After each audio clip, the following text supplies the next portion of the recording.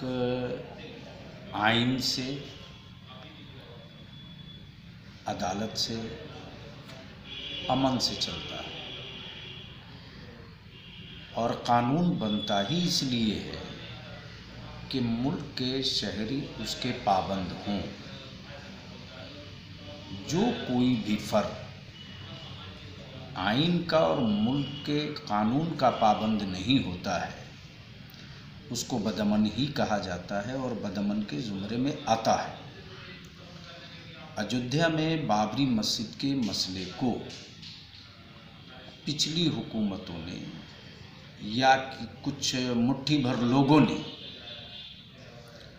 हुकूमतों के political parties के agent के तौर पर काम करना शुरू किया।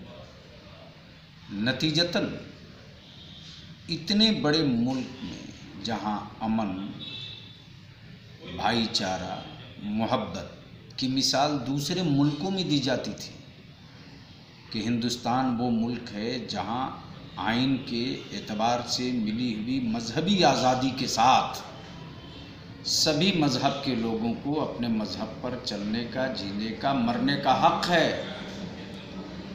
उसको पामाल करने के लिए मुट्ठी भर लोगों ने इस इशू को क्रिएट किया और इसमें इस बात को कहने में हमें कोई हिचक नहीं है कि उन मुट्ठी भर लोगों की अगर पुष्टपनाही न की गई होती और कानून के मुताबिक उस पर काम कर दिया गया होता, कानून का सही इस्तेमाल कर दिया गया होता, तो शायद अयोध्या में बनी हुई बाबरी मस्जिद नहीं टूटती। और आज उसको इशू बना करके मुट्ठी भर लोग, ये तो तय है कि जो कल परसों पिछले 2 दिन में लोगों ने माहौल बनाना चाहा उसको देश की, मुल्क की बड़ी आबादी ने रिजेक्ट कर दिया, खारिज कर दिया। तो बस ऐसे ही है कि दूध का शरबत 1 ड्राम रखा हो और 1 बूंद गंदा पानी काफ़ी है बहाने के लिए।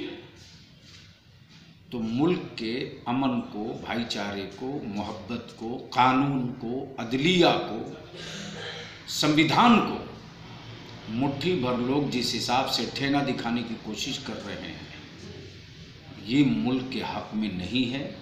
हाँ, ये सही है कि मसला वहाँ ज़मीन के इख्तलाफ का है, ज़मीन का विवाद है वहाँ। तो जिसके पास सबूत है, दस्तावेज है, वो अदालत में आ गई। अदालत तय करेगी कि ये ज़मीन किसकी है और आस्था की बुनियाद पर, अकीदत की बुनियाद पर किसी मुकदमे की समाअत नहीं होती है। अगर आस्था की बात हो और अकीदत की बात हो तो बहुत सारे बड़े लोगों के बेटों के ज़रिए वो जुर्म हुए हैं जिनको आस्था और अकीदत की बुनियाद पर माफ़ कर देना चाहिए कि फलाने साहब का बेटा है या फलाने मंत्री का बेटा है, कंसीडर कर देना चाहिए। लेकिन कानून सबके लिए बराबर है और मुल्क कानून के एतबार से चलता है।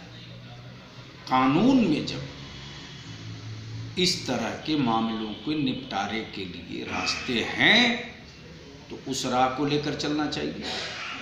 अब इस इशू को लेकर के डराना, धमकाना, भयभीत करना, मैं समझता हूं कि ये बहुत नीच बात है। और किसको किससे डराया जा रहा है और इस मुल्क में डरने की जगह लोग कौन होते हैं तय करने वाले। जब कानून सबके लिए बराबर है, आइन सबके लिए बराबर है, हक सबका बराबर है, तो डराने का क्या मतलब है।